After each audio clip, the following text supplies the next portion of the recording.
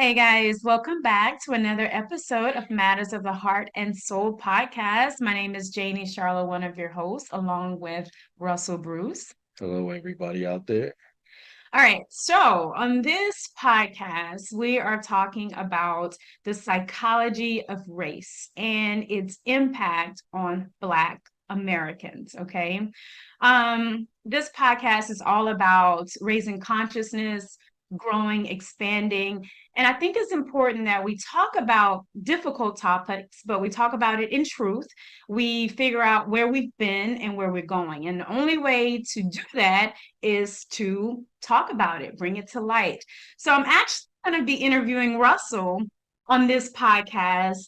He has a wealth of knowledge in this area, and I think it'll be better if I just kind of interview him and pull some of those things out of him. So, did you want to add anything before we get started? Let's jump right into it. All right.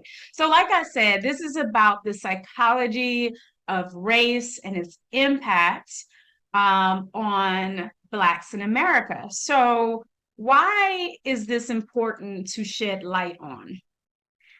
Yeah, so today uh, we're on the eve of another election, and there's a lot of turmoil already going on in the world, right? So it's like it seems like every election time we go through, we go through the financial instability of the nation. We go through uh, racism within the country and in the world because they're political topics and people tend to take advantage of the people who are less informed. So I think what I want to do is just kind of put some things out there because it's like I really don't speak that much about it on social media and around people because it's like politics to me is like a necessary evil. Like there are a lot of things like that to me. And as soon as you take one side or the other, people tend to demonize you or to love you, and you know. But in unless you have a platform like this where you could speak, your truth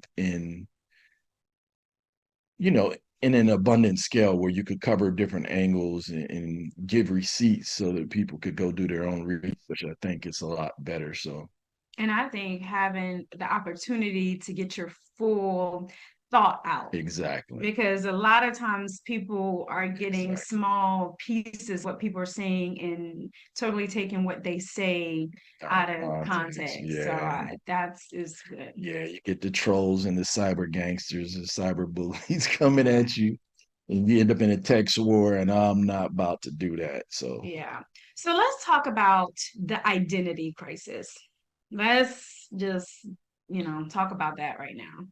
yeah. So, and why this is important to me is we've been having some discussions. Like we've been doing our genealogy and helping other people with theirs, and then also, um, just seeing the psychology of race and how it impacts people. And Janie's going to talk about something that she read yesterday as well that was kind of ridiculous, but that's the way the country's kind of constructed, right?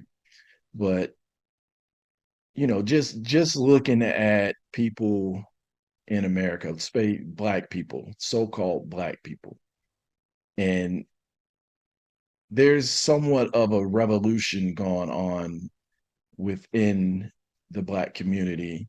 Not a bad one. It's actually positive because it's starting to get people to talk and think, right? There's this big debate whether or not black people came from Africa or they're indigenous to America.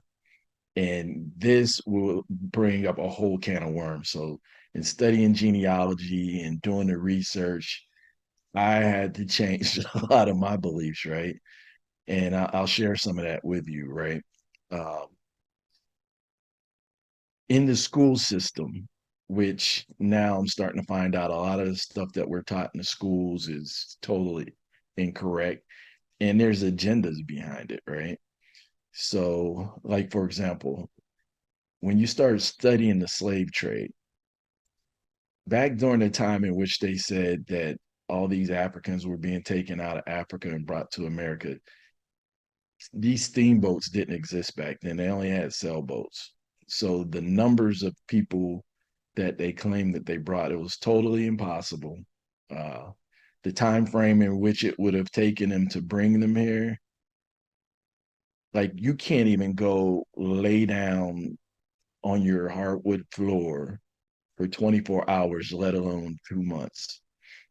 No bathroom breaks, women having their menses, people urinating on one another. Just the toxic fumes alone would turn that place into a gas chamber.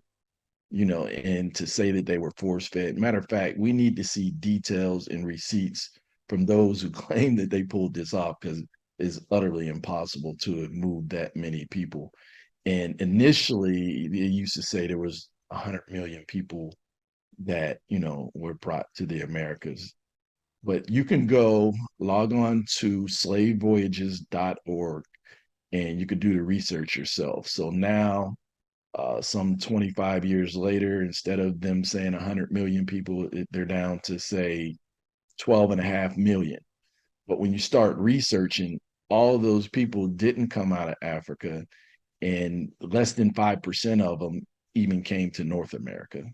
It shows that they went to Brazil, Haiti, Jamaica, some of the islands, some went to Europe, etc. But there were also wars that were going on, religious wars going on in Europe at the time, like the Jacobite Rebellion. You can actually pull up who those prisoners of war during the Jacobite Rebellion were, and they were shipped here to America. Matter of fact, you can Google uh, Jacobite transportation. And I think it was like 1745. There were actually a couple, they called it transportation when they were removing these people who were fighting against British royalty, trying to place King James Stuart and his bloodline back to the throne. So we'll probably touch on some more of that later because there are a lot of names that we hear of and we really don't understand the importance of those names and what role they played in helping to bring about this US or say American society that we currently live in. Mhm. So can you shed some light on how these classifications came about? Because in doing our genealogy, even I was able to view records and things from my ancestors, that they were marked as Indian. Then it was color or free people of color, and then it became African Americans. And then even speaking with my ancestors, my uncle, who has a wealth of knowledge about so much that happened in Louisiana, I'm learning a lot. So, can you talk a little bit about how these classifications of Black Americans came about, and how that has really created an identity crisis? Yeah. So, all right. So if you go back and you start studying the history of the transatlantic slave trade, or even prior to that, because the transatlantic slave trade, they say started in 1619. There's a book out there called the 1619 Project. You also have gosh, what is it called? I'll come back to that. But anyway, they base everything off of that year. But if you go back even further, 1492 is when the Moorish Empire in Spain fell. And then Isabel and Ferdinand sent Columbus on the voyage to discover new territories. So 1492 is very, very pivotal in history. And it's not taught in the schools, from both sides. Is like the story's told from the victor. So, if you go out and do the research, they don't want to tell you how these North African and Middle Eastern Moors ruled Europe for almost 800 years, from 711 to 1492. So when that fell, and Moor is a term, it's a Greek term, Moor from More, Maro. It's a Greek term that means black. And there's a lot of other people to debate saying it's even more ancient than that. But it really just means black. And, if you want to have some fun, go out there and Google, uh, how you say black in different languages, right? So in Spanish and Italian, you say black in Spanish and Portuguese, but in Italian it's Nero, and there was a character back then named Nero. If you go say to like Germany, it's like swarth or swarthy, because back in the early 14, 15, 1600s, you'll see them defining people with these terms as swarthy or Swartz, like Schwarzenegger. Wonder what that name means. Look that one up. But anyway, coming forward, and coming into America when Columbus got here, which he never came to North America. He went to the islands. He was in Puerto Rico in the islands. And DeSoto came to like Florida and Alabama, different places like that. And both of them, they described the people that they met here is copper colored people, and they compared them to the Ethiopians and the different African people. They met copper colored, woolly haired people when they got here. It's well documented. I'm not making it up. That's who they seen. And I've run across tons of documentation. You could look at the churches in Germany that still exist. Some of the older churches, they still have all this art up where they painted pictures of what the Americans looked like, and they were black people, so-called black people. But both DeSoto and Columbus, they refer to them as Indians. Now, some people say, oh, it's because he thought he was going to India and all that stuff. I don't think so. I think he knew exactly where he was going because the Moors were coming back and forth to America for hundreds of years. They were trading. America had a lot to offer. There's tons of resources here. It has more copper than most countries in the world. You name it, there's gold, oil, there's all kind of things here, right? Uranium. And then down where you're from in Louisiana, like they were known for brick building, and they were trading and doing work all throughout Cuba, South America, Mexico, etc. And that this is like a big elephant, so I'm trying to tell you as much as possible, but it can be broken down in pieces because this story goes all throughout Mexico and down into South America. But what happened was initially they were referred to as Indians, but as they start going back to report you know to Isabel and Ferdinand and all the other European nations got wind that, hey, there's these people over there, there's tons of resources. And they looked at them as very docile people because they were friendly. And the next thing you know, they start flooding in, building colonies, and even in the 1600s, if you read, the Europeans struggled with even surviving through the first winters. So these people taught them how to farm, all these different things. But eventually, they start trying to take over their territory, and these wars broke out. So you'll see like all of these Indian wars. So this is another debate where the uh, the Indian type people that you see today feel that black people are trying to steal their culture, and that's the furthest thing from the truth. But it's like we're trying to figure out exactly who and what we are because we've all been lied to, including the so-called white people, and I'm going to talk about that shortly as well. But initially, like I said, we were referred to as Indian, and then once um, Europeans started to come to power here within this country and set up different governments and everything, they started to reclassify us over the years. And it went from Indian to Negro, and it went to colored, and then it went to black, and then it went to African American, and then black. And here we are today. Like if you start studying your genealogy, you're going to see pretty much all of it. You're going to see at one point they were colored. Even at one point they were mulatto, because if you had, the Indian type that you see today in the Negro, which is the Negroid type indigenous person who was always been here, and they've even mixed. And most of us, if you're honest, your grandparents, your auntie, your uncle, somebody told you that you had Indian blood in you. But when we think of saying Indian blood, we're thinking about the Mongolian or the Asiatic looking Indian type. That's not really what it means. We were here looking just like we were here now, different color, copper color races, right? Or people. You could look at, the oldest dictionary here in America is the Noah Webster Dictionary from the 1800s. And you could look, I think it was 1823. The definition of American then was the copper colored races that were found here by the Europeans, but today it refers to those who are descendants of Europe. Mm-hmm. So, for the most part, they have all migrated over here. Now they are the Americans, and we dropped from second and third class citizens here in this country. We're going to go in a little bit deeper on that in a minute.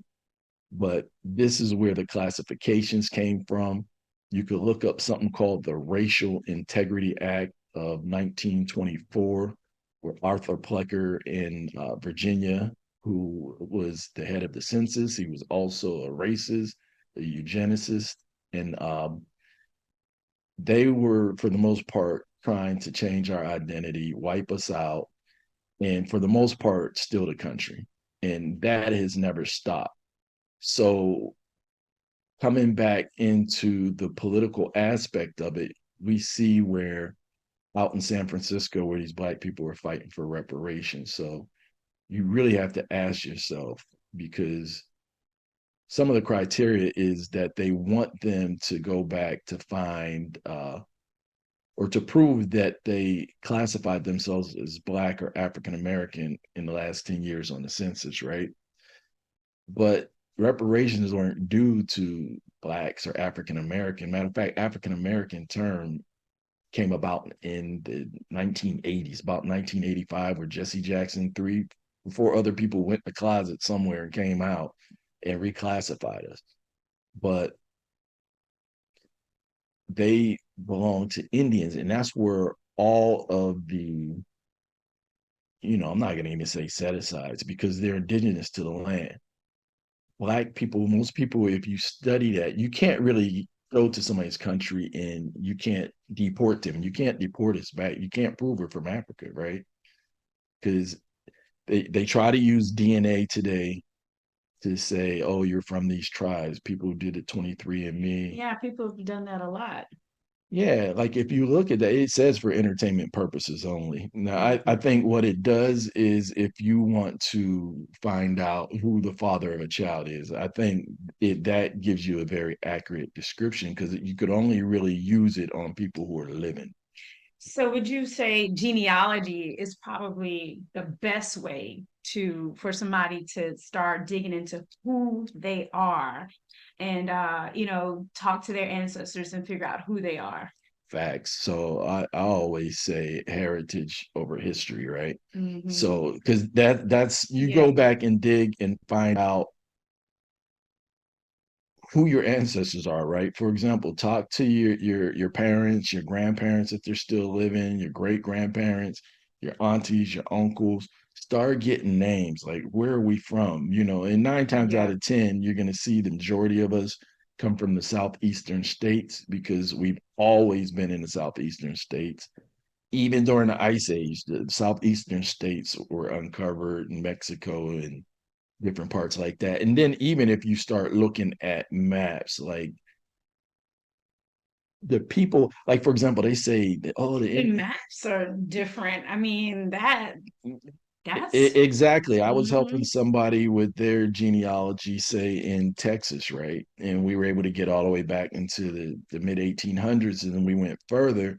The records aren't there because, hell, before like 1823 or so, that was Mexico. It wasn't like part of America or the United States, so to speak, right?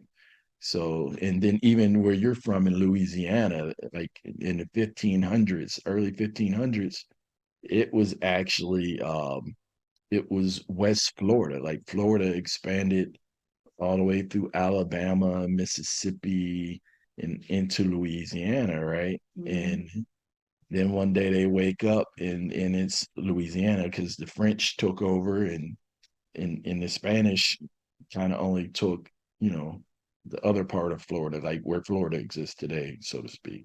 And then later the British. So a lot of times the maps change. So if you look over the years, the maps actually change. So they'll be, oh, these people disappeared or whatever. No, their names were changed and the maps were changed.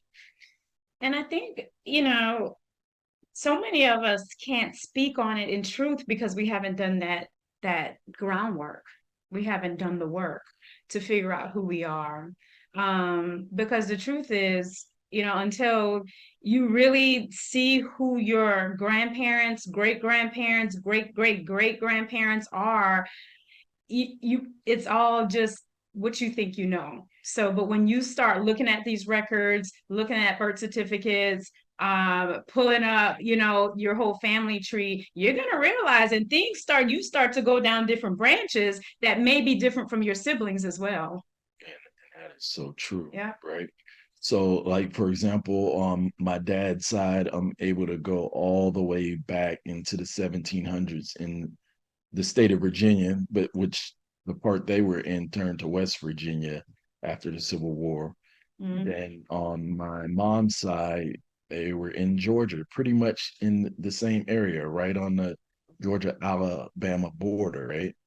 And I'm starting to see where I have still to this day a lot of relatives down there who own like thousands of acres of land, like they were always there.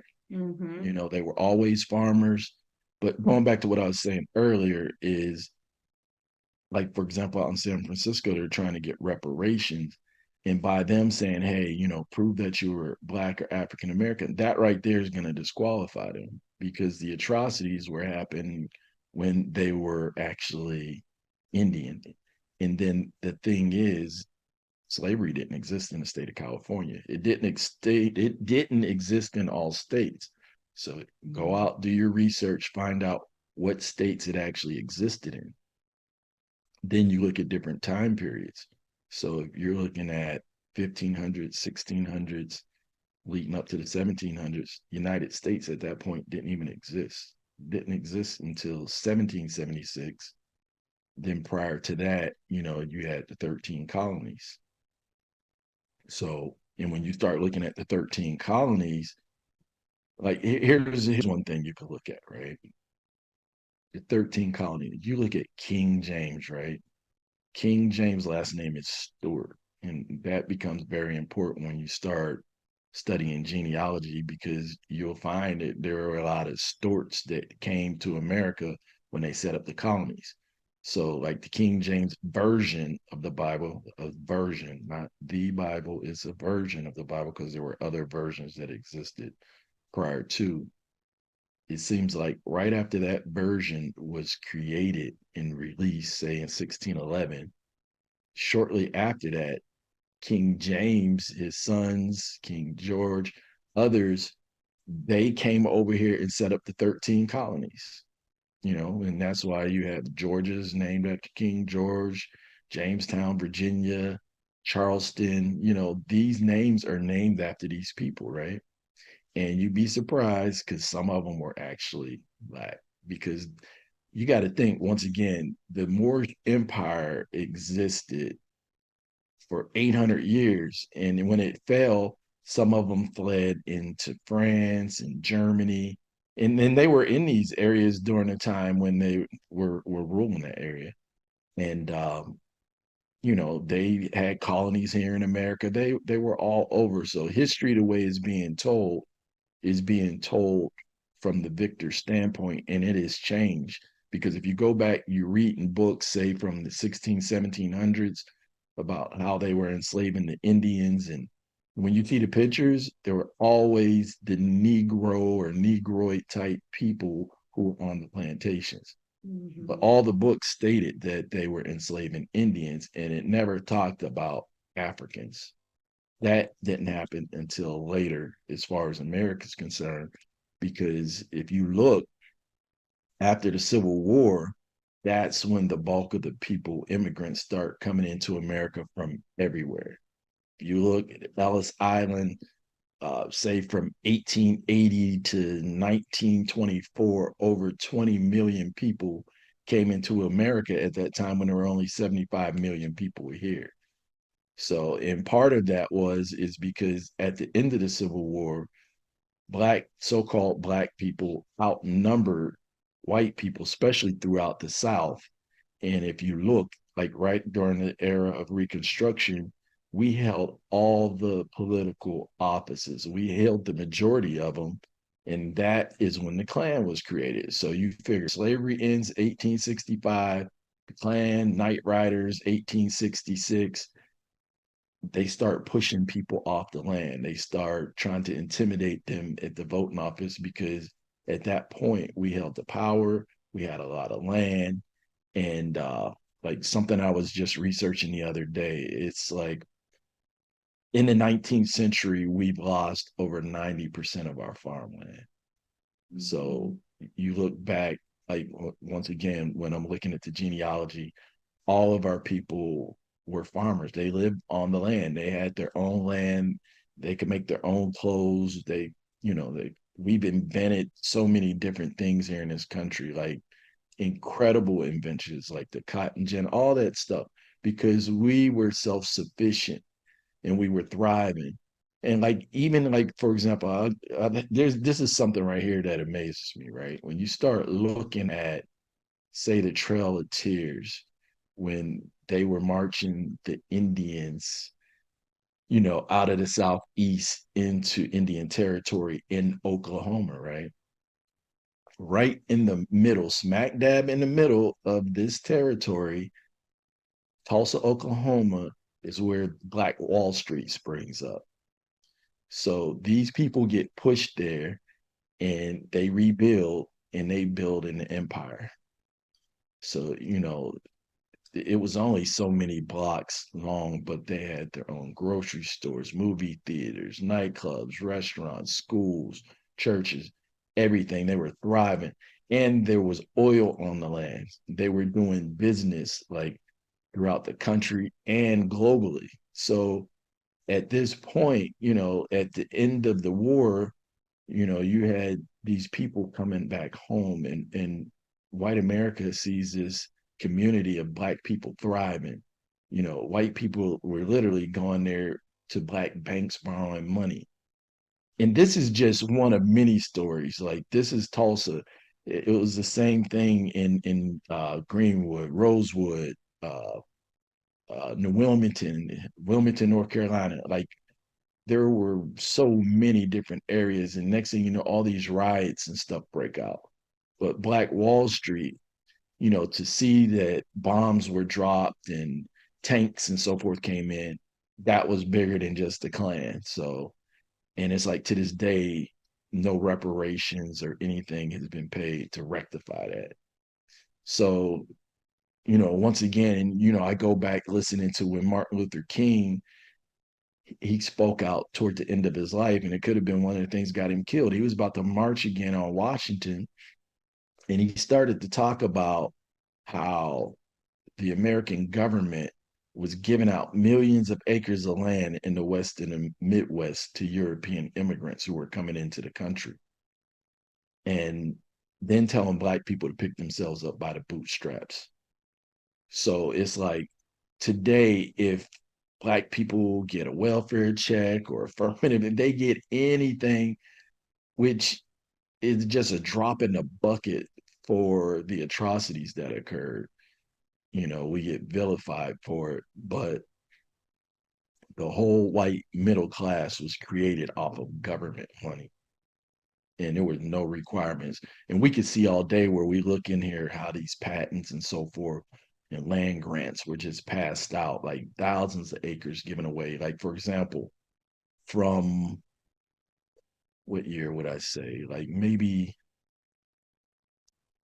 1820s to 1900. There was some billion acres of land given out to European immigrants, billions of acres. And it was, for the most part, stolen land, you know? So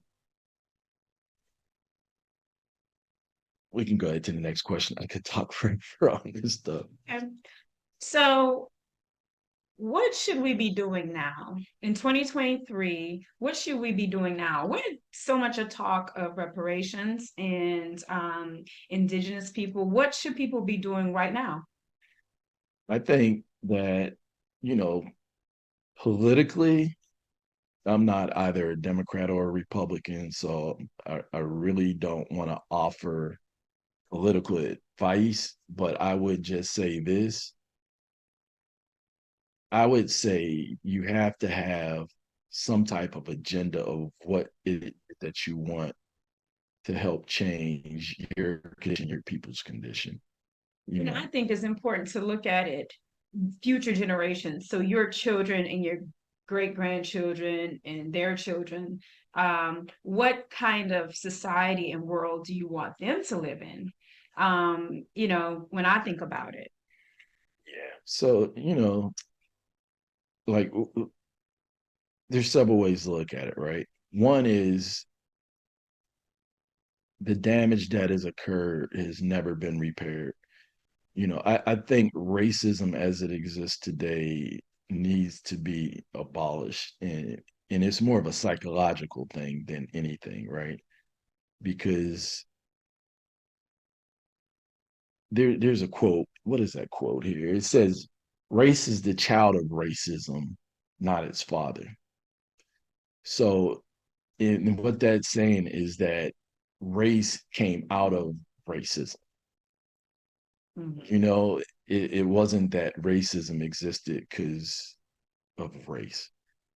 And the reason why I say that, like, if you go back and you really take a look at things, like in this country today, you have the so-called white man or the white race. It is a social political construct.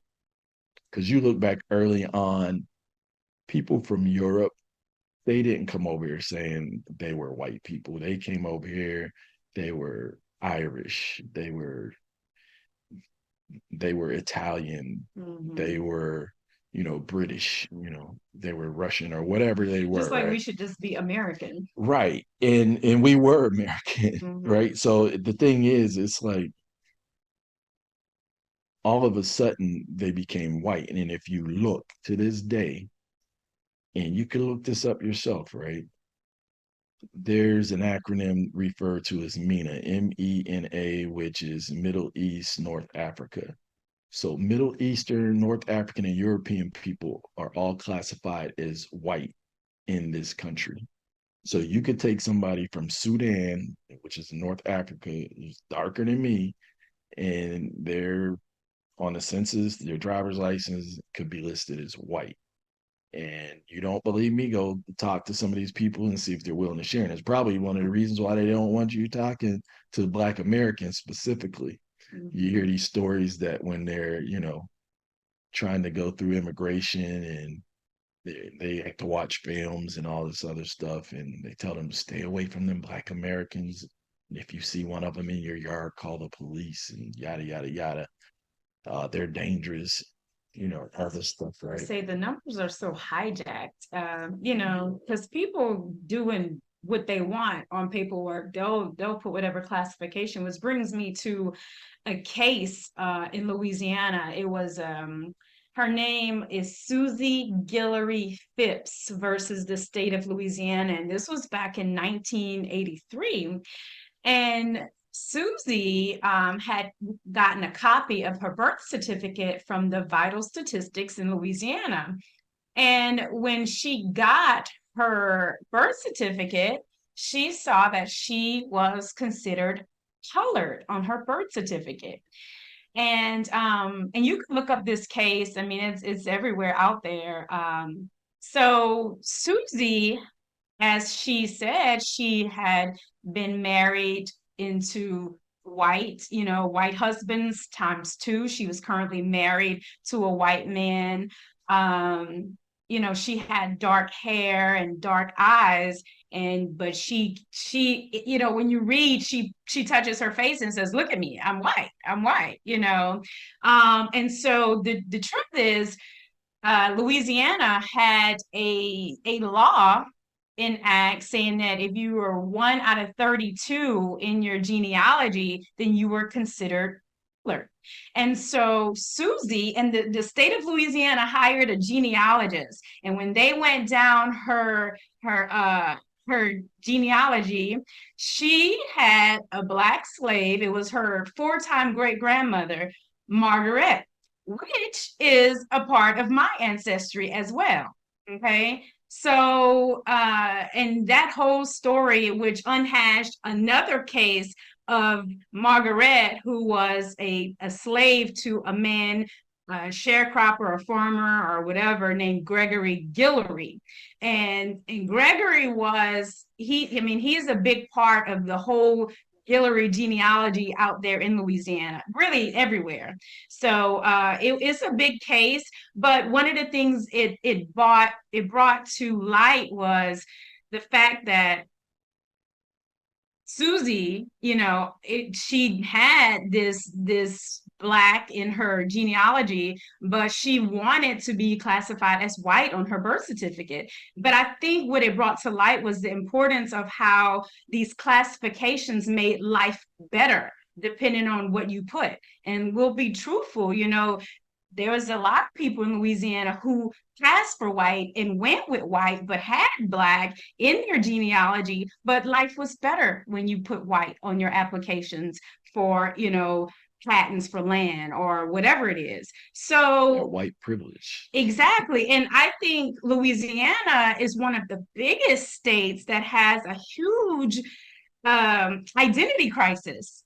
That's why I said do your genealogy, because there's a lot of very fair skinned people in Louisiana who I grew up with who would classify themselves as white. But once they do their genealogy, you will see that you have black in there. I mean, I done mine and I grew up there, so I know a lot of the people there. So it's important because it is an identity issue. And it doesn't matter, right? If Susie wanted to put white on her birth certificate, the state of Louisiana, hey, just let her put white. It doesn't matter to me, but to her, it did, right? It mattered to her because it could have really wrecked her whole life. She was married to a white man. What if her husband at the time was like, oh no, we're not gonna have this. We got a divorce, whatever, right? So for some people, it is very important, but I think it's so important to do genealogy so that you could know who you really are. Yeah, Because people yeah. are saying, white, black, white is all I am when there's a lot of stuff in your blood. Start shaking them family Yeah. trees. There'd be a whole bunch of folks falling Yeah. out that you didn't know was in there. And then And, the numbers are yeah, hijacked because you are putting white or whatever. And again, we know it was all to classify people. It was a classism more than racism. It was to separate people, like you said, in a political way from not gaining certain power, not being able to do certain things. But it's all hijacked. That's what I'm saying. It's not accurate. and racism came up out of all that because, and you have to this day, you have poor black and white folks who were fighting pretty much for the crumbs at the end of the table. I think you have like the poor whites that are in the Klan feel as if these black people are taking their jobs or whatever, but it's like you're a foreigner in the country black people are indigenous to.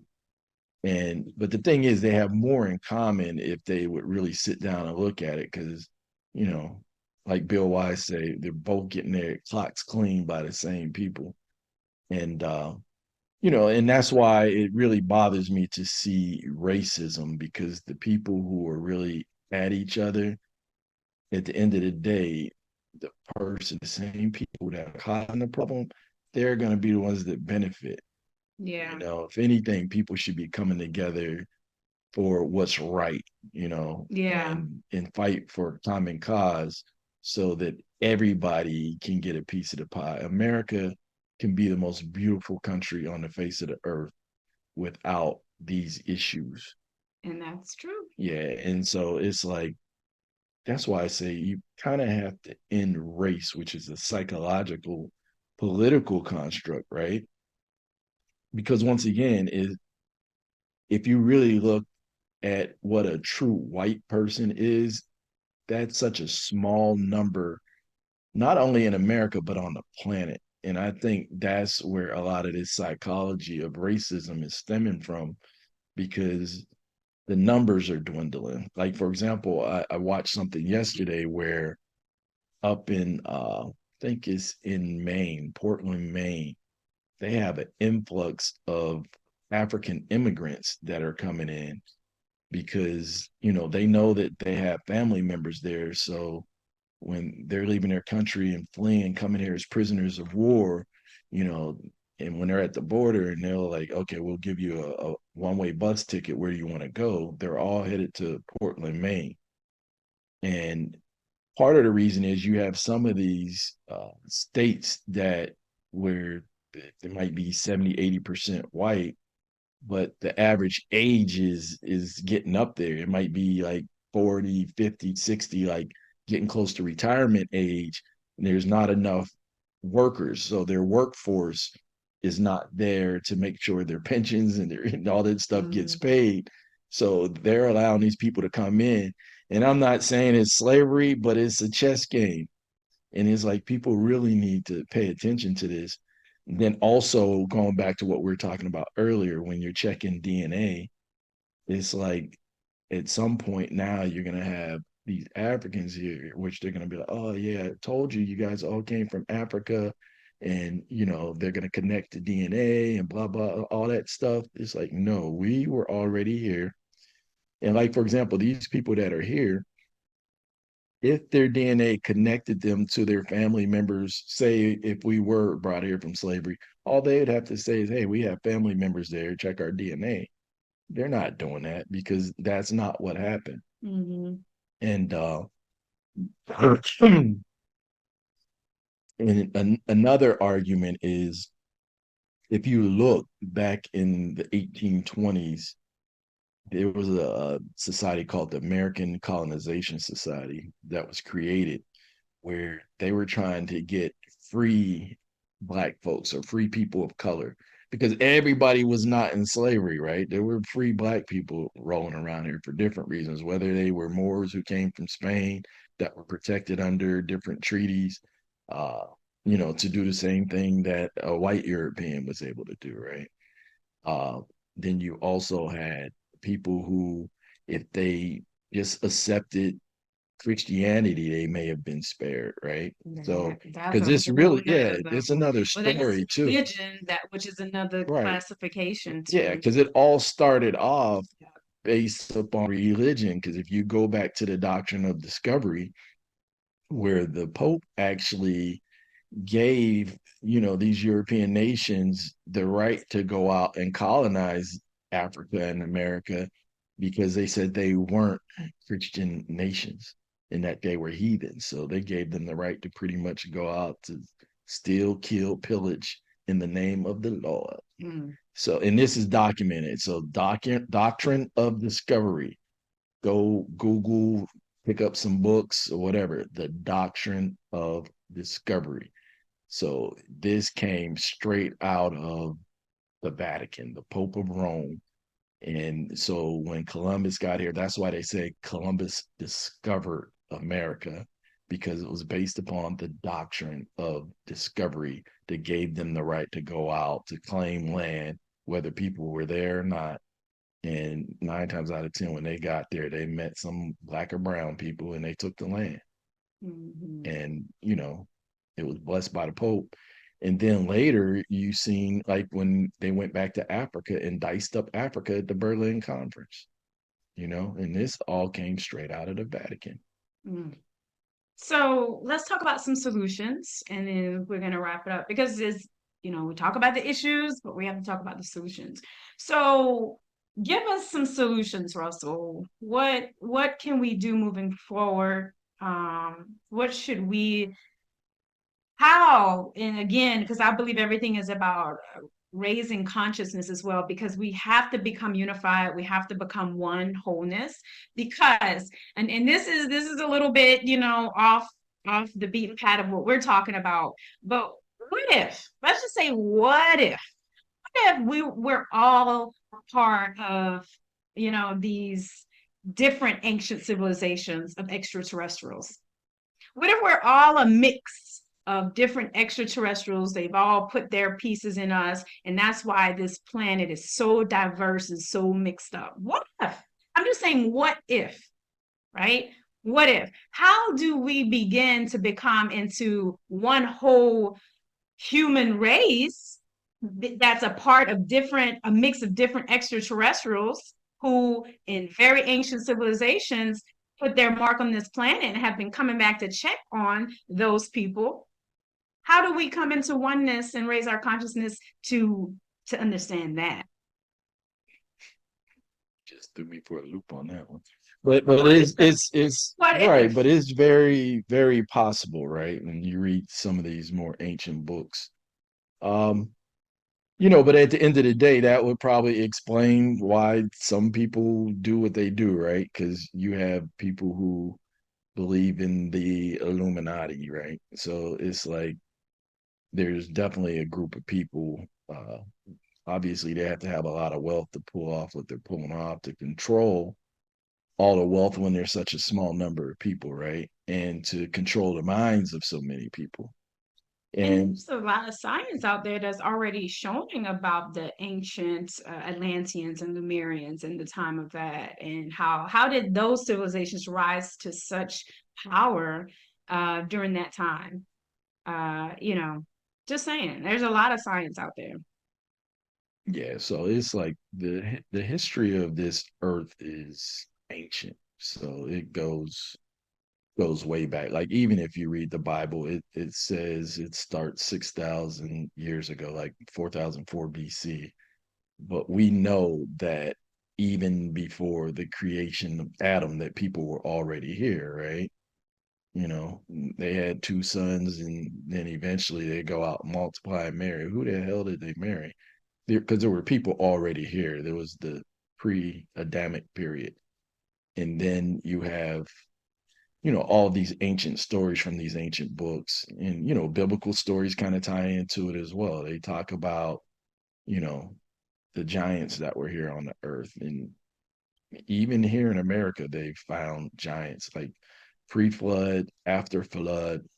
Like we just went out west to Arizona and Utah, and we were able to see that the water the water erosion on the rocks in the canyons and so forth, whether it happened millions of years ago or just 12,000 years ago, it's like it's something that'd just leave you in awe because it had to be something of great devastation, and that was very powerful, that ripped through that particular area of the country. So if you ever flew out west, you'll just look and be like, what the hell happened out here? Hmm. But So, what are the solutions? We're back yeah, to that. so back to the solutions. I just think that at the end of the day, we all have to learn how to come together, because it's like, we see all this UFO stuff here. We don't know how much of it is created or how much of it's real, but if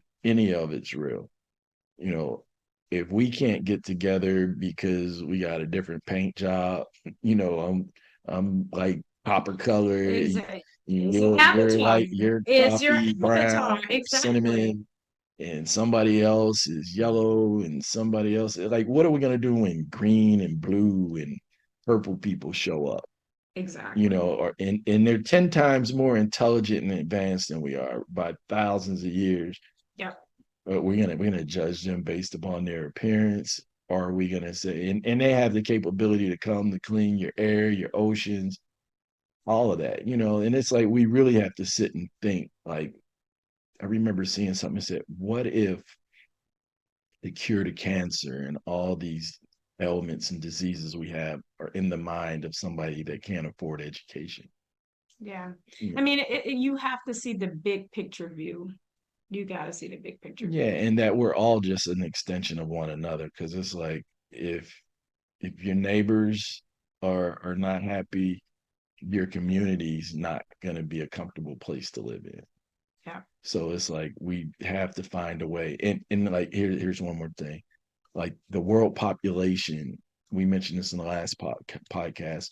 It's doubled since 1980. It's gone from 4 billion people to 8 billion people, but 4 billion of those people live off of like $1 a day. Like, so they're pretty much starving to death and living off the bare, like hanging on by a thread. But there's enough wealth and resources to care for everybody here on this planet. Now, there are a lot of arguments, pros and cons against that. I believe that we have enough knowledge and technology in order to do so. Now, whether or not people are willing to, do what it takes to make it happen out of greed, fear, or what have you, that's a different story. But I think that it can be done. I think there are some changes that need to be made, on so many different levels and different platforms, but it can be done. But I Mhm. think once again, it's like this particular topic, I think, Black Americans really need to understand who and what you are, what you've been through, and because the only way you're gonna know on how to tackle this thing is to know what you're up against. Like you have to go back and look and see what actually happened and deal with it in truth so that you know how to move forward. Otherwise, you're just getting moved around like a piece of sand in the wind. Yeah, that's true. That's true. So that's it, guys. This is all about the psychology of race and its impact on Black Americans and where we've been, where we are right now, and what do we need to do to move forward in unity, and what do we want this planet, this world to look like for our kids and grandkids and great grandkids and so on, because it's up to us. They're going to be reading history books and seeing what happened right now. So this is what we have to do in order to change the trajectory. So um that's all I have. Anything else, Russell? That's it. All right, guys, this has been another episode of Matters of the Heart and Soul podcast. This podcast is inspired by love, relationships, spirituality, justice, culture, family, children, finances, freedom, universal principles, health, education, masculine and feminine energies, music, and all things of the heart and soul. This is how we connect our hearts with our minds for perfect alignment and to help awaken humanity to everything that is already within you. And the only thing I want to add is check out my masterclass September 16th. All right, sign up for it. I'll include the link. Again, we got to go within ourselves, figure out who we are, and we bring that back out. So we appreciate you guys. Continue to grow and expand with us. And we will catch you guys at the next episode. Until then, lots of love and lots of light. Peace. Take care.